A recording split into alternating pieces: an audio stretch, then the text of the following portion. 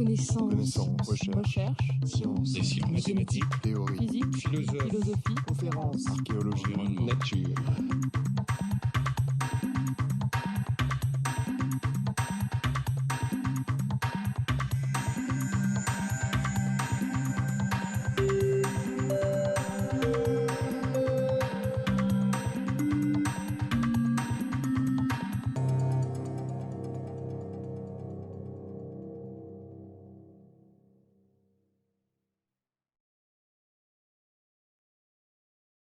Bonsoir, mesdames, messieurs. Hier, nous avons essayé de voir comment des créateurs créaient des formes ou transformaient des formes en fonction d'un langage particulier ou d'une esthétique, mais particulièrement en fonction de matériaux et d'un langage donné. Et donc, nous avons examiné beaucoup de cas de figure. Aujourd'hui, ce que je vous propose, c'est de nous pencher sur 3 cas de figure différents, alors que nous avons beaucoup plus de temps, ce qui nous permettra d'examiner tranquillement comment des grands bâtisseurs travaillent justement à grande échelle. Ce sont 3 compositeurs en B, qui s'appellent Bach, Boulez et Beethoven, et qui chacun avec des singularités très fortes, mais va vraiment nous dire beaucoup sur le siècle dans lequel ils vivent, bien entendu. Je vous propose de nous pencher d'abord sur ce que l'on convient d'appeler les variations Goldberg de Bach. En fait, les 3 exemples que je choisis sont des exemples très convenu, et je vous prie de m'en excuser, mais je crois que si nous voulons traiter d'un sujet fondamental comme la forme, nous sommes amenés à nous confronter à des œuvres incontournables. Et nous nous pencherons donc d'abord sur ce très grand cycle de variations, puis sur les 3 sonates de Pierre Boulez qui montrent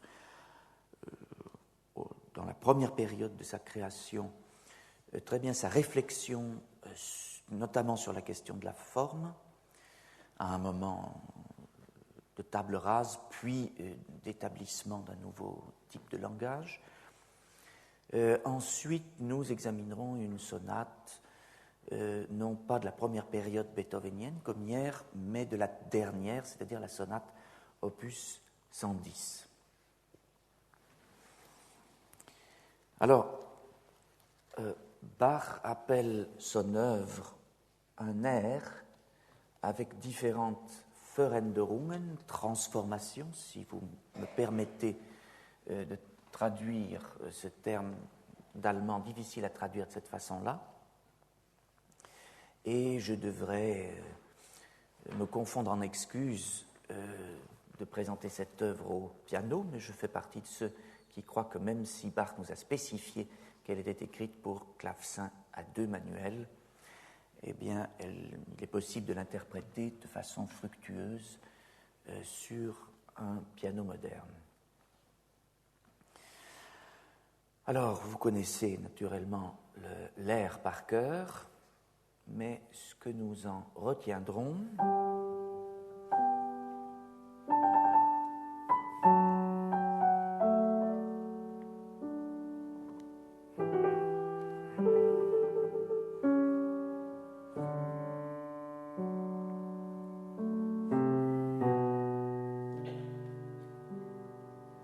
c'est en fait la basse, car c'est la basse qui servira de trame, et c'est la trame harmonique à partir de laquelle seront créées toutes ces pièces d'une prodigieuse variété.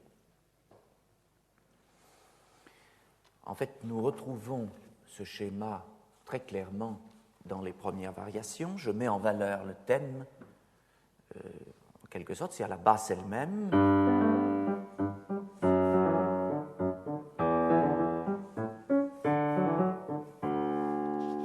Puis variation suivante.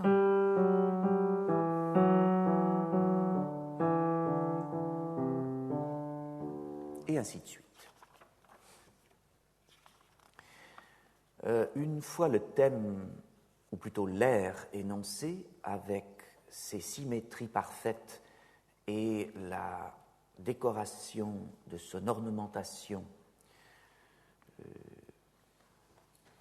donnant lieu à beaucoup de liberté possible, nous entrons dans le vif du sujet avec, vous savez, ces groupements de variations. Alors, en fait, de quoi s'agit-il ? Il s'agit donc d'une œuvre de durée et d'ampleur considérable qui va en fait être l'occasion, une fois de plus pour Bach, comme c'était le cas l'autre jour avec l'art de la fugue, de faire une sorte de somme du savoir et des us et coutumes en son siècle. Là, en l'occurrence, nous aurons une très grande variété de types de pièces, de genres de pièces présentées, une grande variété de danses, une grande variété, non pas de contrepoints, si de contrepoints, mais surtout dans la façon de travailler le canon, nous verrons comment, et nous aurons une grande variété de virtuosité dans ce qui est véritablement une sorte de catalogue des nouvelles virtuosités de l'époque. Alors, on commence, là encore, pardon, tout le monde a cette musique 1000 fois dans l'oreille.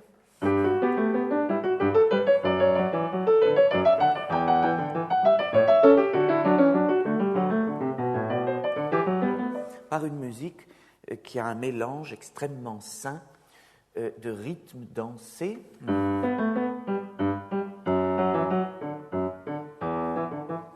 et d'instrumentalité pleine de mouvement.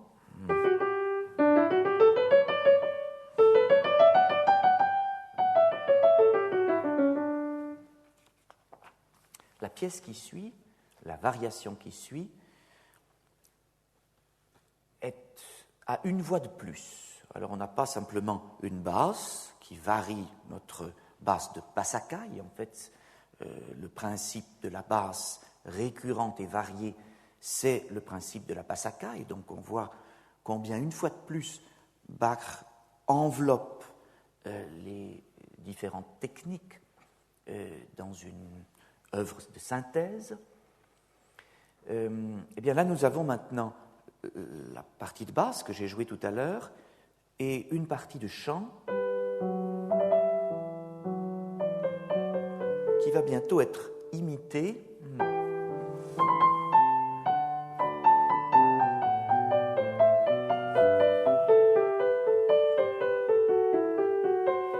et c'est vraiment comme si on avait deux protagonistes pour jouer ce jeu d'imitation.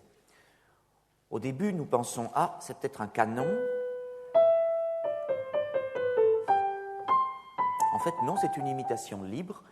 Il y en aura beaucoup. Et Bach emploie vraiment tous les types de travail, disons, depuis le type très libre, malgré la contrainte du modèle de base à varier, jusqu'au principe le plus exigeant, d'écriture le plus exigeant. Et voici précisément ce principe qui intervient maintenant, c'est la variation 3, c'est un canon.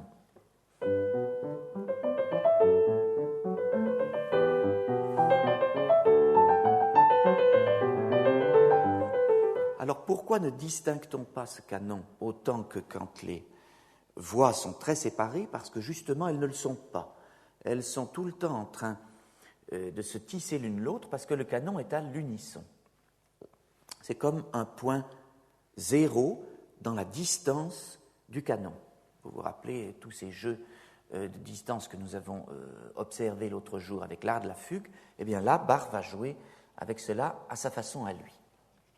Notons bien qu'au moment d'écrire une pièce très rigoureuse, Bach introduit une fluidité dans le déroulement de la pièce, puisque sa mesure est à 4. 1, 2, 3, 4, 1, 2, etc. La variation précédente était à 2.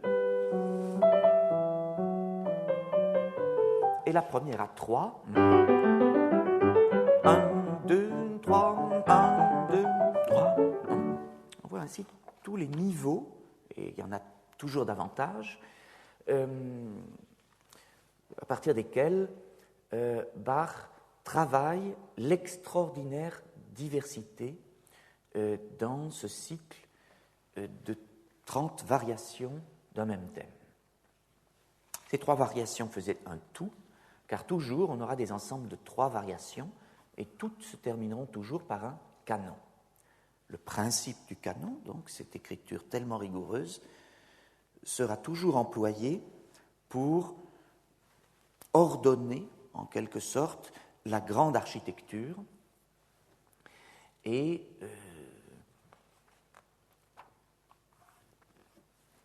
nous permettre d'avoir une vue générale. Variation 4 et un tout autre ton.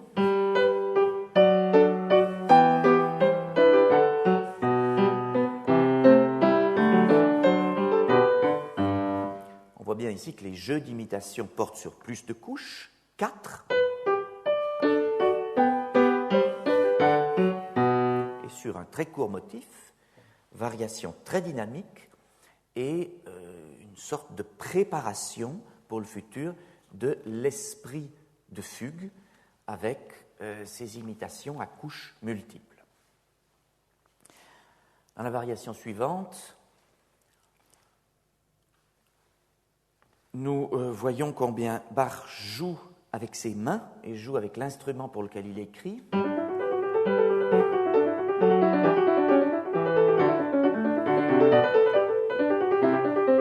Alors chaque main a vraiment un principe différent. La main droite a un principe de continuité virtuose. C'est vraiment une courante dans toute son évidence. La main gauche, elle, s'amuse presque à parodier une danse et elle s'amuse surtout à sauter en dessus de sa compagne. Alors, en fait, il y a ce saut si on joue à un clavier, c'est-à-dire par exemple sur un piano moderne. Ça n'est pas le cas lorsqu'on joue sur clavecin. Il y a néanmoins un saut acoustique très évident. On voit que le jeu physique dans cette œuvre qui est tout, qui est expression, qui est spiritualité, qui est construction, c'est ce qui nous intéresse aujourd'hui particulièrement, eh bien ce jeu physique tient un rôle éminent et il est remarquablement varié lui aussi. Le canon qui va clore ce groupe, ce deuxième groupe de 3 variations, est un canon à la seconde. Eh bien oui, c'est le deuxième canon à la distance immédiatement plus grande que l'unisson.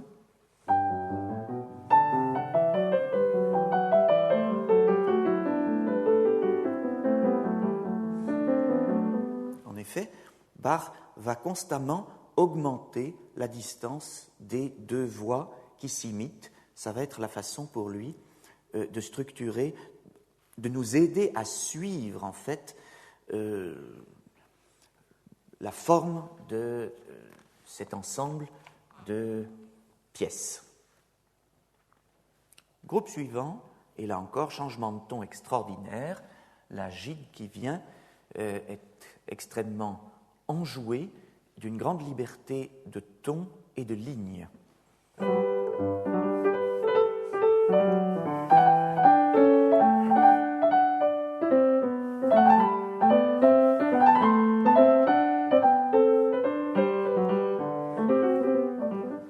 Elle est aussi abondante de petits ornements dont Bach ne nous avait pas jusqu'à maintenant fait le cadeau.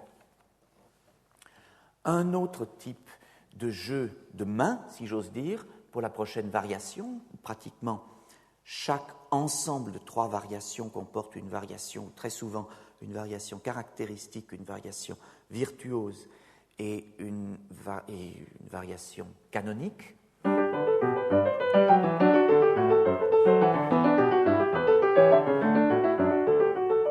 Là aussi, eh bien, chacune des mains décline le mot arpège.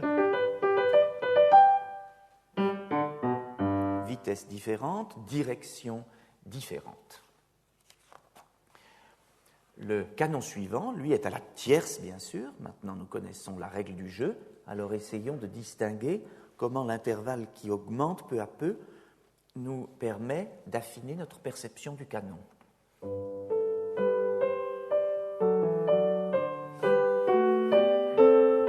Pardon, je reprends.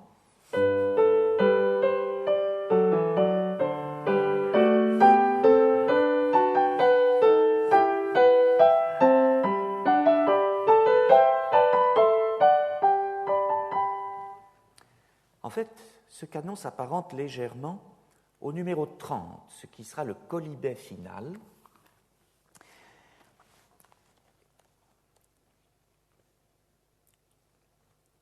Et en fait, on a toujours des jeux avec les nombres tout au long de cette œuvre. Il y a des regroupements par 3, il y a aussi les jeux numériques à l'intérieur de ces regroupements par 3. Bach organise vraiment la forme générale en la prévoyant et en se livrant à des jeux numériques dont il raffole. À nouveau, une rupture importante pour le prochain groupe de 3 variations, avec une petite fugue. Bien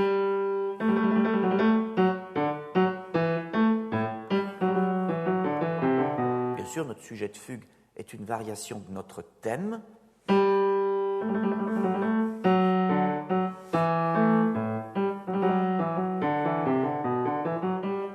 Et voici la deuxième voix qui rentre.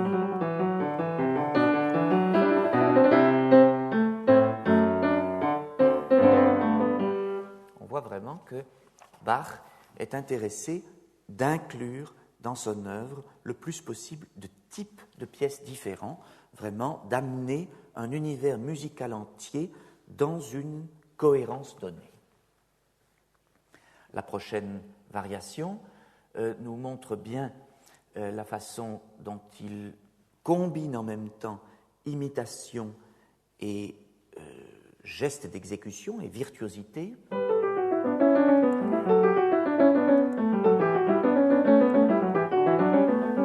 Et bien sûr, lorsque les mains se croisent, on se rappelle que l'œuvre est à l'origine vraiment composée pour clavecin à 2 claviers.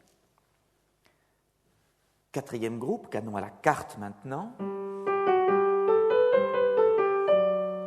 Voici après un départ sur un sol, un départ sur un ré, mais au lieu d'imiter en disant Bach, cette fois-ci, renverse son canon pour varier le principe. Nous avons donc un jeu de miroir, comme nous en avons vu tant l'autre jour avec les canons de l'art de la fugue. Le prochain groupe commence sur un type de pièce que nous n'avions pas connu jusqu'alors.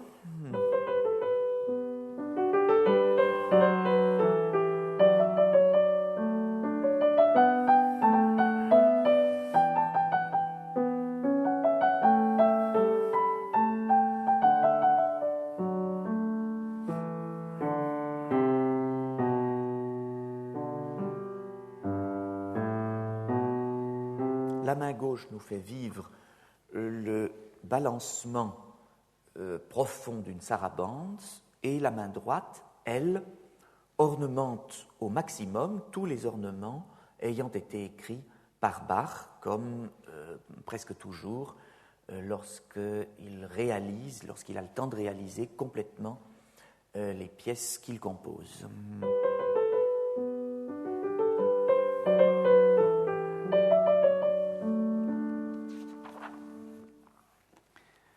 La prochaine pièce est très intéressante. En effet, nous voyons là une sorte d'exposition de différentes façons astucieuses, brillantes, époustouflantes même, de jouer le clavecin. D'abord, ce saut de registre avec ce trille.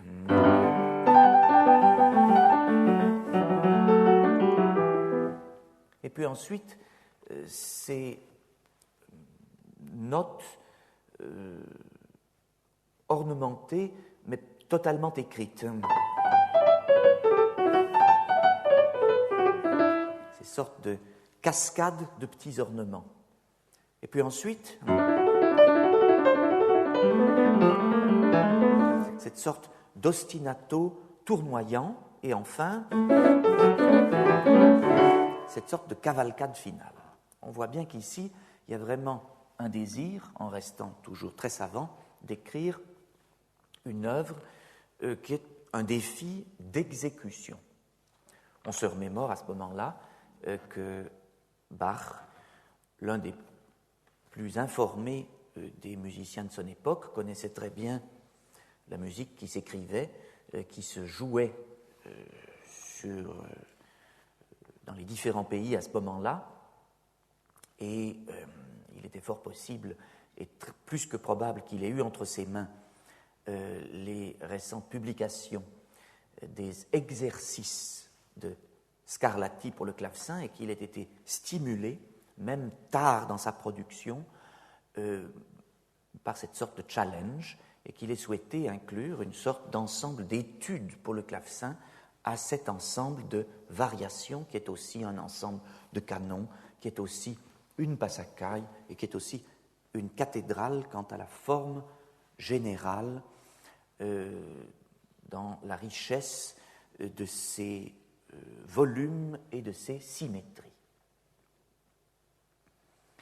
Le canon suivant est un canon éminemment expressif en sol mineur, et ici encore il sera renversé, mais cette fois-ci non plus voix aiguë puis voix grave, mais voix grave puis voix aiguë.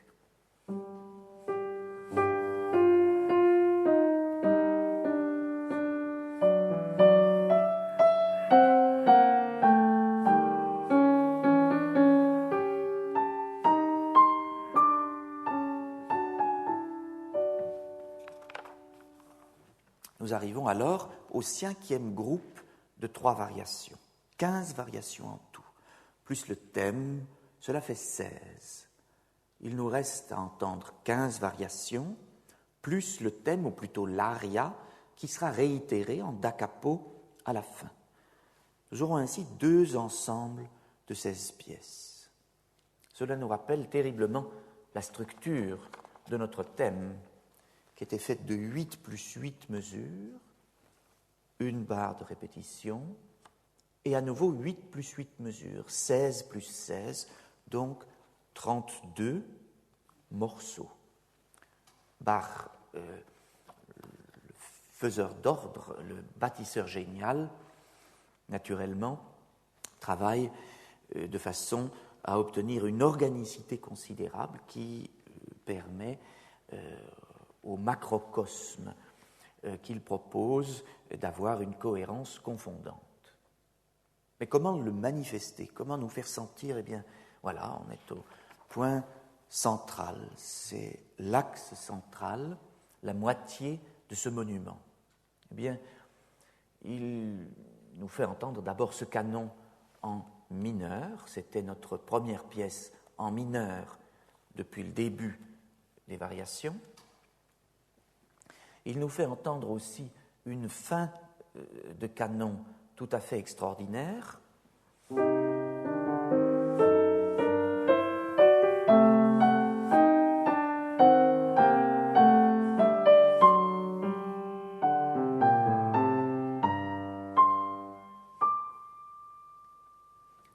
Cette voix qui termine dans l'aigu comme ouvrant vers l'infini et terminant sur le degré de dominante est naturellement un signe très particulier, c'est un moment extraordinaire qui révèle vraiment un point d'articulation extraordinaire. Et jugez du contraste, lorsque nous commençons la prochaine variation avec ce paquet de sons, ce premier accord d'une ouverture à la française. Ouverture, et oui, comme pour annoncer le début d'un nouveau cycle ou d'une nouvelle partie, et un côté positif et extériorisé qui fait un contraste total avec la douleur pénétrante du sol mineur précédent.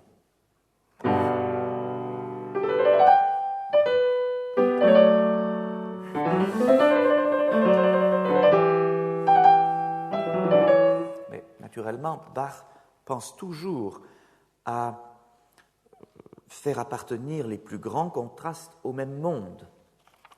Rappelez-vous la fin de notre canon. Eh bien voilà la transformation de cette gamme ascendante en majeur qui sera reprise et qui deviendra ensuite le thème d'une deuxième partie en imitation, mais cette fois-ci renversée. Et ainsi de suite. Et naturellement, puisque nous occuperons d'autres propositions architecturales dans des styles très différents, nous ne pouvons pas aller au pas à pas pendant pour toute cette pièce. Néanmoins, observons rapidement combien, dans la prochaine, Bach s'amuse à décrire l'étendue de son instrument comme s'il tricotait.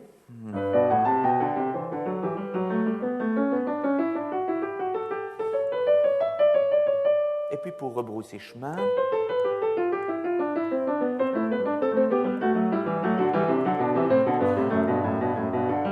alors naturellement, Bach est trop riche, il est trop complexe pour nous présenter cette idée à nu, ça ne lui suffit pas, il la combine toujours, néanmoins, elle existe bien comme amusement et audace du geste. Et nous continuons avec des pièces qui allient polyphonie et danse légère, comme la gavotte suivante.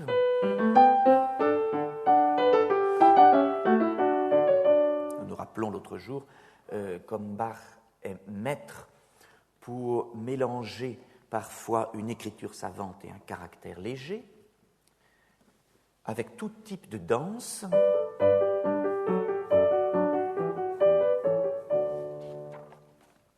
ou de morceaux virtuoses, faisant preuve d'une extraordinaire imagination et permettant à l'instrument clavecin de crépiter de 1000 façons.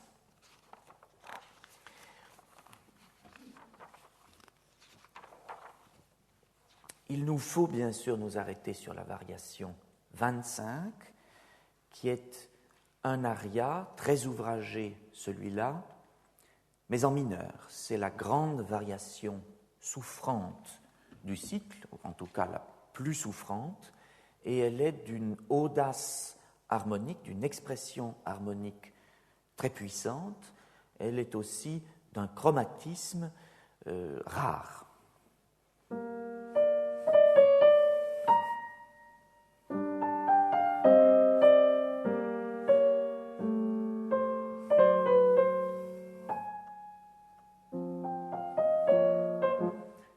Sûrement mesurer ici le pouvoir de la modulation qui permet à Bach de passer directement de sol mineur à fa mineur, donc de faire 2 pas d'un coup et non pas un seul, harmoniquement parlant.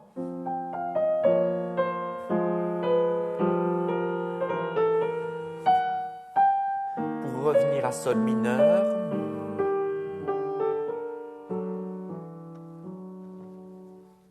en fait, les différences d'expression de cette lamentation épouseront 1000 méandres mélodiques et différentes rythmiques également.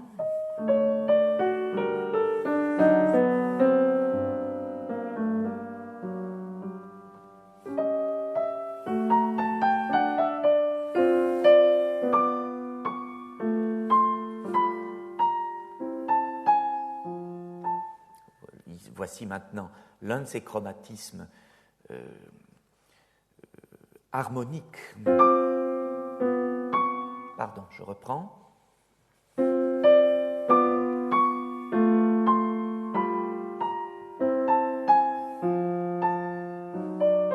Qui feront dire à Arnold Schoenberg, lorsqu'il se confie à la grande interprète de Bach, Rosalind Turek, que cette pièce est la première pièce dodécaphonique dans l'histoire de la musique.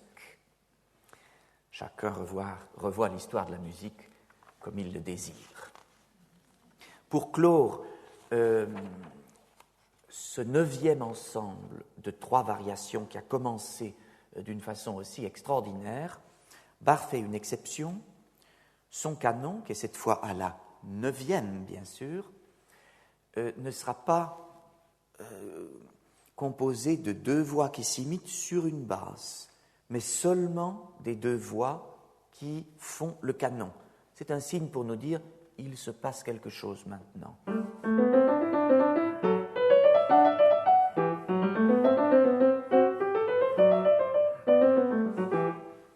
Et encore une fois, au procédé très exigeant correspond une humeur ici que personnellement je considère plutôt comme badine. Le dernier groupe sera composé uniquement de variations particulières. Les 2 premières qui font une sorte de feu d'artifice du clavecin, le premier avec des écritures de trilles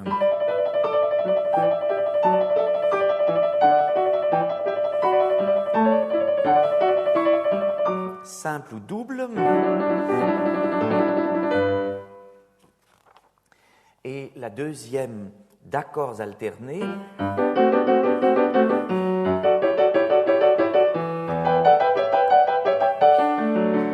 On voit ici qu'il y a un engagement physique et un côté effectif acoustique qui sont annonciateurs d'un événement particulier. Bach crée une sorte de couronne de l'ensemble, pour l'ensemble de ce monument, avec les 3 dernières pièces. Nous nous attendons donc maintenant à un canon final qui, peut-être par sa complexité ou la densité de son expression ou le message symbolique ou de par tous les éléments qui pourront y être cryptés, viendra porter à son comble la dimension de cette architecture grandiose.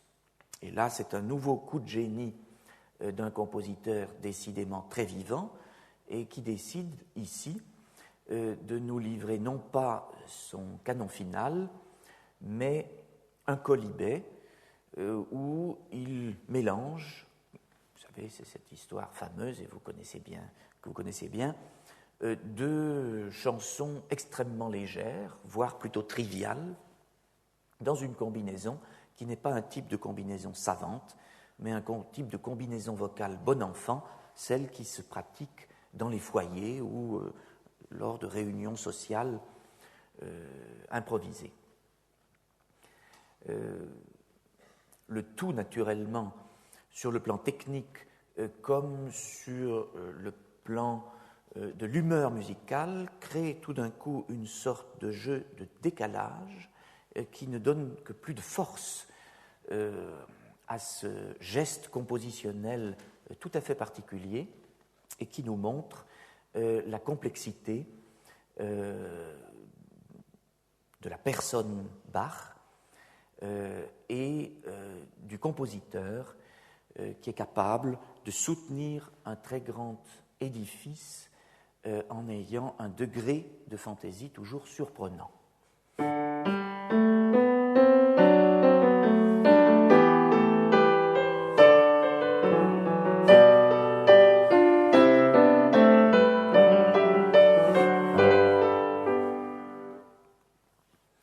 Et ensuite, bien sûr, l'aria est réitérée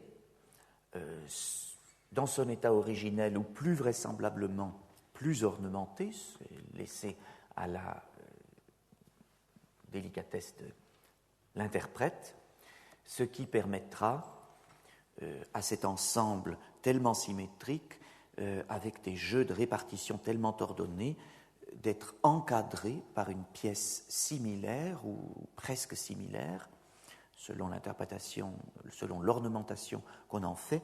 On a donc une arche qui englobe le tout et on retourne à l'élément originel pour mieux apprécier la façon dont Bach finalement s'approprie un univers pour mieux le recomposer. Donc, bien sûr, une sorte de vision universelle retournant à l'originel, libre à nous de l'interpréter en fonction de notre vision de l'ère baroque en Allemagne et de nos convictions spirituelles ou religieuses, et d'imaginer ce que ce cycle a pu signifier pour Bach, non pas dans ce qui est visible, mais dans ce qui ne l'est pas.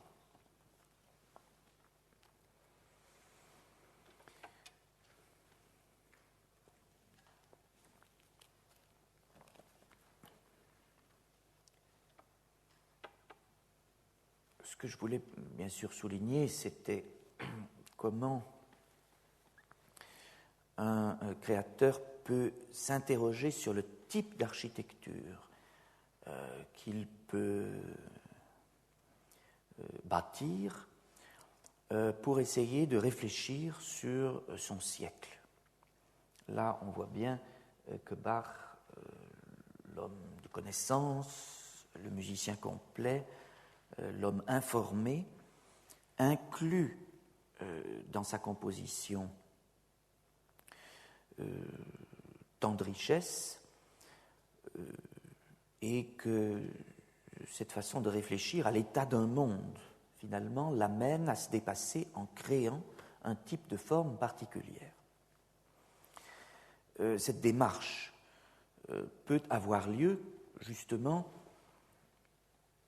au terme d'une période très fructueuse, c'est-à-dire quand il y a beaucoup d'éléments que l'on peut mettre en synthèse, voire en osmose, ou en tout cas en présence. La démarche d'un créateur sera certainement très différente, et nous l'avons vu hier, si ce créateur compose à un moment de crise, par exemple, à un moment de remise en question, ou à un moment de table rase.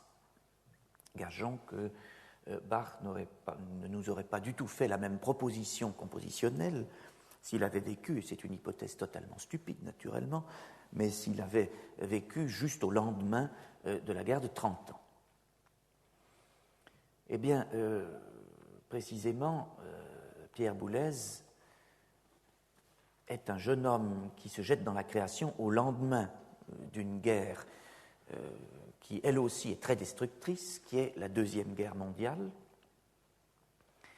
Et lui aura à travailler à partir d'une table rase. Il aura à faire table rase, et ses tentatives de se forger une langue et de former des pièces à partir de cette langue,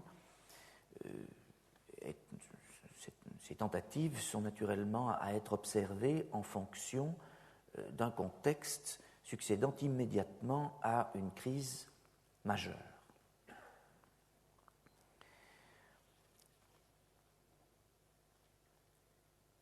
Songeons un instant aux courtes formes et à ce désir même de forme aussi courte possible que nous avons examiné hier, par exemple, avec les miniatures de Schoenberg ou de Webern. Et songeons à l'expérience de Cage, qui, lorsqu'il fait table rase du langage lui-même, flirtant avec le rien, fait naturellement abstraction de la forme. Je pense non pas à son œuvre 4 minutes 33, bien célèbre, mais à celle un peu moins célèbre de 0 minutes 00 secondes.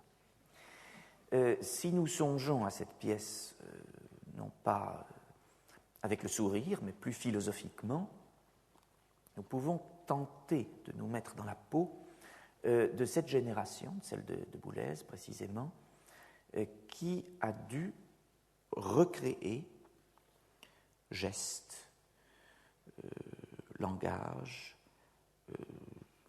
et forme. Nous sommes déjà penchés sur certains de ces comportements en les abordant des perspectives différentes, notamment sous la perspective du discours. Tentons de le faire cette fois-ci à plus grande échelle, à partir de ce questionnement qu'est la forme. Vous vous rappelez, nous avons examiné la première sonate, notamment lorsque nous avons parlé des questions d'espace.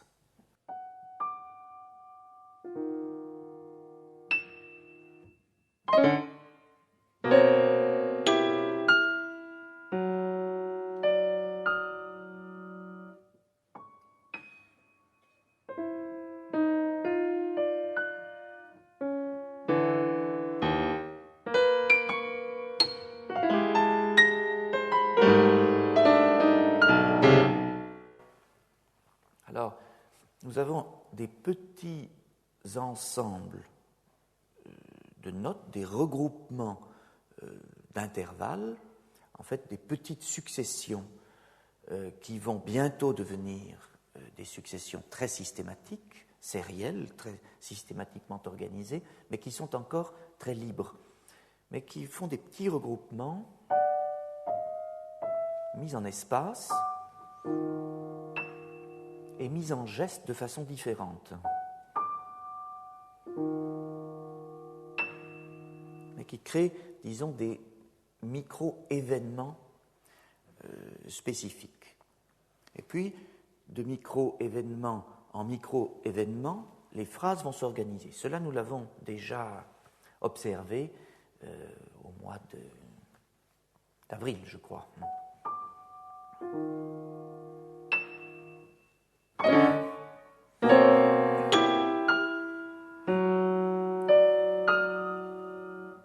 Et puis une proposition proche de la première, mais qui débouche sur autre chose. Et cette dernière proposition est maintenant traitée différemment. Et puis il y a une sorte de développement explosif.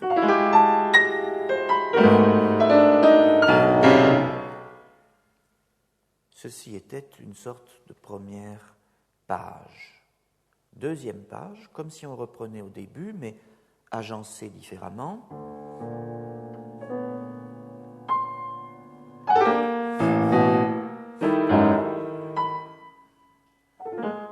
On voit bien qu'ici, il y a en même temps une très grande liberté dans la façon de s'impliquer énergétiquement, gestuellement, dans un certain flux musical, très libre, et en même temps une volonté de trouver des repères. De temps en temps, on reprend une phrase d'une façon proche du début. Donc on essaye de jouer avec ce qui est nouveau et ce qui rappelle quelque chose qu'on connaît déjà. Donc il y a des jeux de mémoire discrets, mais néanmoins bien présents. Ce qui est sûr, c'est que ce que nous avons vécu à la fin de notre première page, cette sorte que j'ai appelée développement explosif, va s'épancher de plus en plus.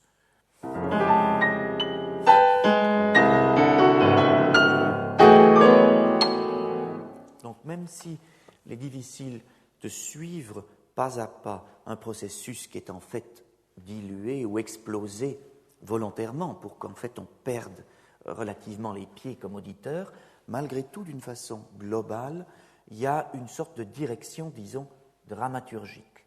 Ce qui fait qu'à la fin de la première partie, du premier pan de ce premier mouvement de sonate, on a là véritablement une explosion très réalisée qui nous signifie, voilà, nous sommes arrivés à un point particulier de la forme. On ne le fait pas comme avec Bach en introduisant tout d'un coup un trill ou des accords arpégé, mais en introduisant par exemple un glissando, geste tout à fait nouveau, et un mélange de registres très grave et très aigu, non pas sur le clavecin, mais sur le piano moderne, donc très espacé, qui nous fait bien sentir qu'il se passe quelque chose à ce moment-là. Alors, il s'agit d'une sonate. Donc, est-ce que l'idée est de reprendre le vieux principe de la sonate, de faire contraster deux types d'idées très différents? Oui, et le contraste arrive maintenant. Voici le deuxième, non pas le deuxième thème, mais le deuxième type de musique, puisque le désir à ce moment-là est d'abandonner non seulement harmonie et mélodie traditionnelles, mais repères rythmiques, repères thématiques, bref, tout ce qui a fait une certaine tradition et bien sûr nos habitudes d'auditeurs.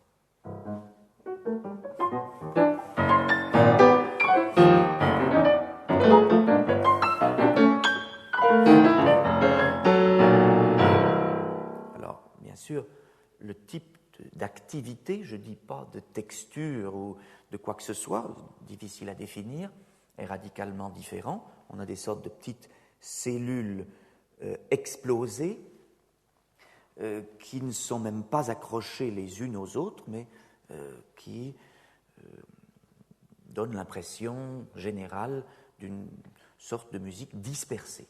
Cependant, ce que nous entendons bien, c'est que de temps en temps, nous retrouvons des gestes, des sortes d'éclairs qui fusent, que nous avons entendus tout à l'heure dans la première partie. Ce qui fait qu'en fait, nous avons globalement des matériaux complètement différents, mais néanmoins pour rompre la continuité, puisque un des enjeux, c'est de créer une musique de la discontinuité, eh bien on a des gestes très particuliers, hérités de Gaspard de la Nuit, ou peut-être, et qui parcourent l'instrument d'un bout à l'autre, mais qui se retrouveront tout au long de ce premier mouvement contrastant, comme pour l'unifier. En fait, tout le premier mouvement fera alterner ces deux types de musique. C'était comme si, puisqu'à l'intérieur de chacun de ces types de musique, il était très difficile de trouver nos repères, eh bien, c'était comme si, pour créer une forme au contraire où les repères sont très clairs, le compositeur décidait, eh bien voilà, il y aura des tranches extrêmement définies qui se succéderont, des panneaux totalement contrastants, et on se repérera très aisément dans la grande forme parce que les deux grands principes contrastants de cette musique alterneront. Alors, je termine par exemple la fin de cette deuxième partie, c'est la fin des exemples que je viens de donner. J'enchaînerai sur la troisième partie, on retrouvera une musique beaucoup plus résonante, beaucoup plus flottante, et bientôt, au contraire, on rentrera à nouveau dans un type de musique plutôt éclaté.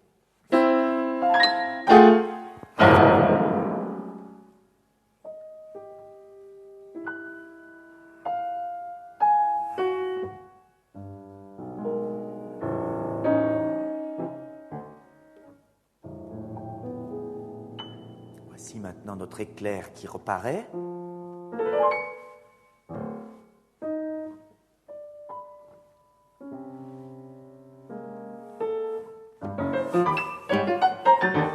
Et la musique du deuxième type interrompt presque la parole à la musique du premier type. C'est vraiment une alternance dans l'inattendu. Nous pensons un peu à ces alternances de panneaux schumanniens d'hier, avec également cette impulsivité dans le passage d'un état musical à un autre. A, B, A, B, A, quand nous revenons à notre idée de départ, elle sera d'abord traitée comme au départ. Nous retrouvons nos marques, et puis bientôt, avec une intensité toute différente qui nous fait comprendre que nous approchons d'un moment particulier, plénitude acoustique, plénitude du geste. Là, c'est une façon de dire, eh bien, nous arrivons à la fin de ce mouvement.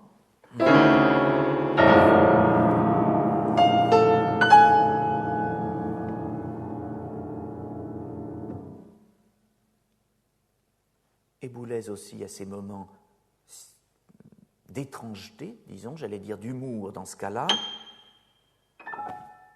terminant cette coda qui aurait pu se terminer par cette grande résonance évidente en quelque sorte, par une dernière petite fusée, un dernier petit éclair qui a été l'élément unifiant de ce premier mouvement. Avec ce grand accord résonnant, ce silence, cette note seule et étrange, et cette étoile filante, on a vraiment une situation tout à fait à part, et le moment est vécu comme un moment particulier, façon de dire, eh bien voilà, nous sommes arrivés entre les deux panneaux de cette sonate, les deux mouvements de cette sonate, c'est le milieu de la pièce. Voilà, l'arpège de Boulez n'est pas la gamme de Bach, mais il y a chez les compositeurs ce souci de souligner, de signaler d'une façon particulière les arêtes de l'architecture. Nous avions deux types de musique et nous avons deux mouvements. En fait, le deuxième mouvement, c'est la même chose que le premier, mais complètement différemment. Nous trouvons toujours ce désir de créer de la variété dans l'unité. Pourquoi est-ce la même chose ? Parce que ça oppose deux types de matériaux. Le matériau éclaté, qui cette fois-ci sera le premier, et qui cette fois-ci sera continu ou presque continu, et le matériau résonnant au contraire, qui cette fois-ci sera le second, c'est comme si le milieu de la pièce avait créé un certain type de symétrie dans la répartition des matériaux, et lui aussi est traité de façon beaucoup plus continue, en tout cas presque. Nous allons voir comment. Ce qui fait qu'en fait, les deux matériaux sont toujours très contrastants, mais au début, nous n'arrivions pas à saisir les événements dans le premier mouvement. Dans le second, il sera beaucoup plus facile de les saisir. Par contre, dans le premier mouvement, la forme était très claire. Vous allez voir que dans le second, elle n'est pas toujours aussi claire. Donc on voit qu'il y a un jeu de dualisme que Boulez emploie déjà ici extrêmement pour forger son œuvre et qui sera, du reste, très systématisé dans le futur. Alors je vous disais, on commence donc par le deuxième matériau. Et pourtant c'est faux. En fait, avant il y a quelque chose, une chose un peu étrange, oui, de même que nous avons terminé le premier mouvement par une chose étrange et à part, nous commençons par une chose étrange et à part. Et du reste, nous avons terminé le premier mouvement par un sol très aigu, nous commençons le deuxième par un sol très grave. Et quelle est cette chose un peu bizarre ? Eh bien, sur la partition, on a un grand nombre de mesures avec 3 notes ou 3 notes plus quelque chose. Ce sont 3 notes avec un centre de symétrie, comme dans Webern l'autre jour, vous savez, le La répété, qui était le centre de symétrie de cette organisation à 12 sons. Et bien là, le La bémol est le centre de symétrie pour Sol et La. De même qu'au tout début, nous avons travaillé avec des cellules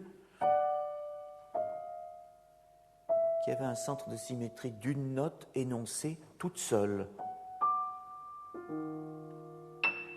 La voilà.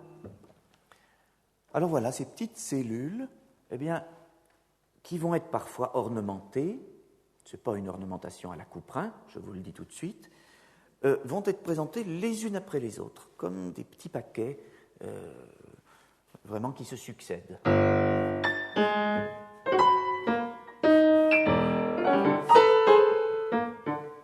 souvent, du reste, le compositeur écrit un petit silence pour les séparer.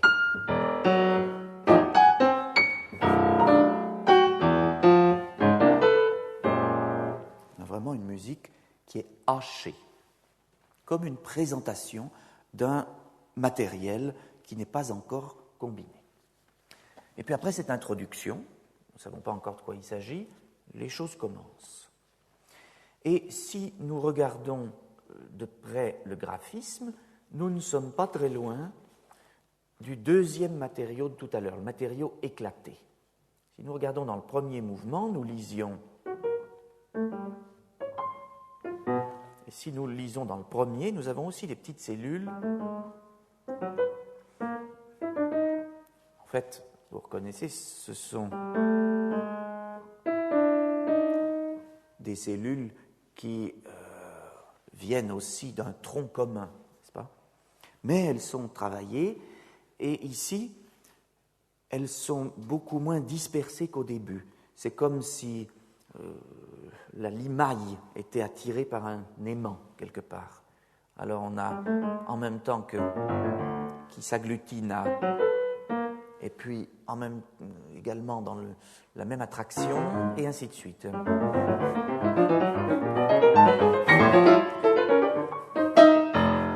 De sorte que le résultat que nous entendons, c'est une sorte d'activité musicale toujours un peu déchirée et sous pression, qui n'a pas du tout la continuité d'une toccata ravelienne ou prokofievienne, disons,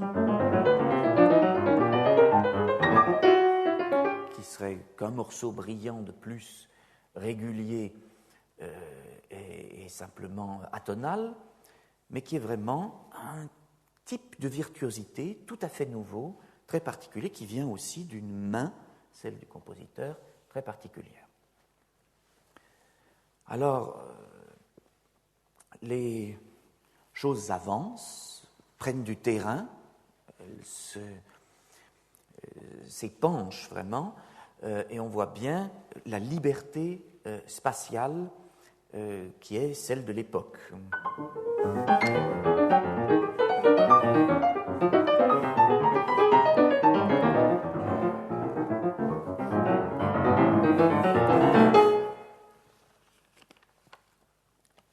C'est assez long, ça se développe, et au bout d'un moment, on atteint un point de non-retour.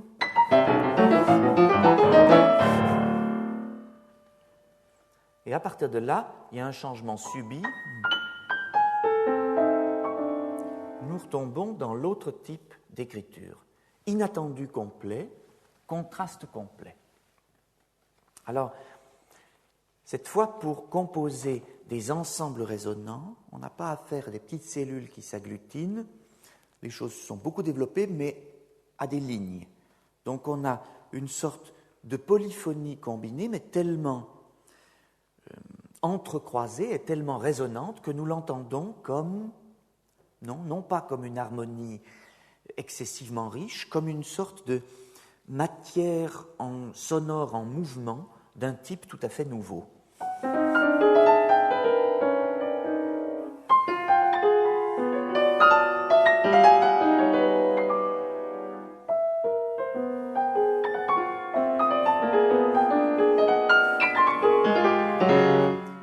Pourquoi je disais que nous n'étions pas toujours continus?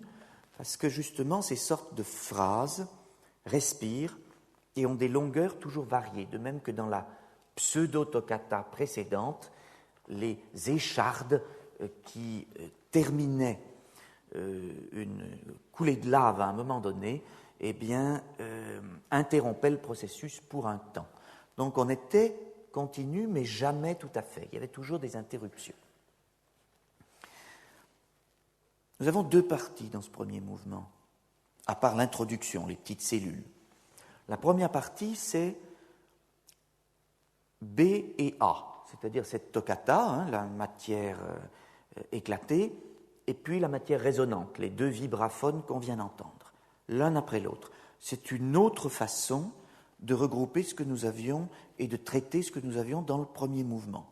Au lieu d'avoir des courtes parties qui se succèdent, comme dans le premier mouvement, A, B, A, B, A, on a deux longues parties inversées. Cette fois-ci, c'est B, et puis A. Très bien. Et puis, ça, c'est une partie du deuxième mouvement. L'autre partie est très différente. En fait, l'autre partie va non pas réitérer ce que nous avions jusque-là, parce que dans cette musique, on fait du nouveau tout le temps, puisqu'on n'a plus des tonalités sur lesquelles on revient. C'est plus nécessaire d'avoir des thèmes sur lesquels on revient, donc on fait du neuf tout le temps. Par contre, le type de travail peut être le même, et c'est ce qui arrive. Et ce qui arrive à partir, dans la deuxième partie du mouvement qui nous concerne, c'est que les deux types d'écriture que nous connaissons vont se couper la parole tout le temps. Alors voici le type résonant.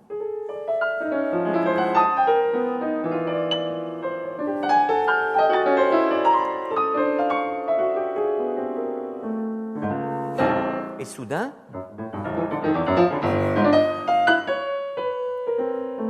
très court, mais surgit un peu de ce qu'on a appelé la toccata, un mauvais terme en l'occurrence.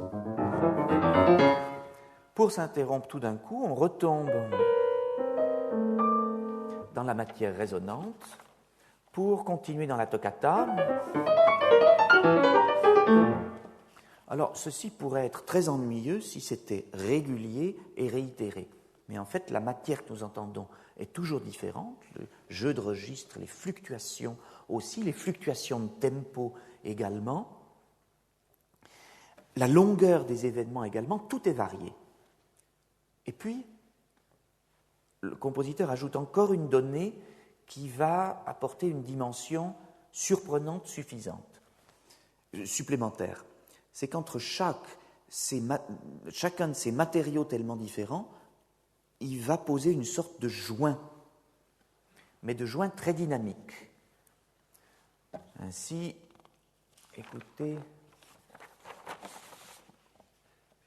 ce qui se passe. Bon, je joue quelques-uns de ces joints. Ou encore.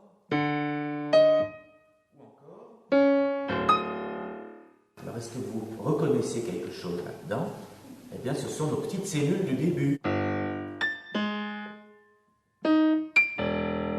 Ces grands sauts, ces trois notes, ces petites cellules mères, éclatées, mais bien prononcées, bien distinctes, qui viennent bien objectivement, de temps en temps, mettre une sorte de coup de frein et dire « Attention, là, on change de niveau ».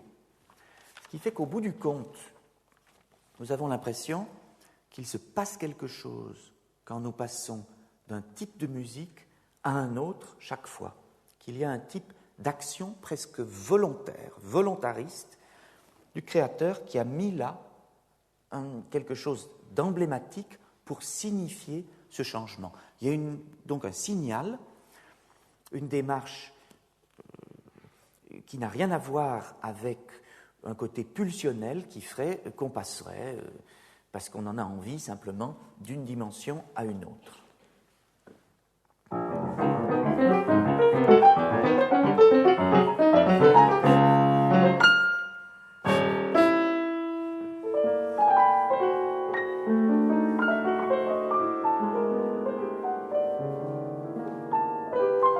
Là, nous sommes bien sûr dans la matière résonante. Et puis maintenant, petite cellule. Et ensuite, à nouveau, nous tomberons dans la matière toccata. Et puis petite cellule.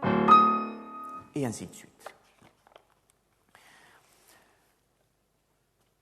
La fin de la pièce réunit un peu toutes ces dimensions en les comprimant, se termine par un geste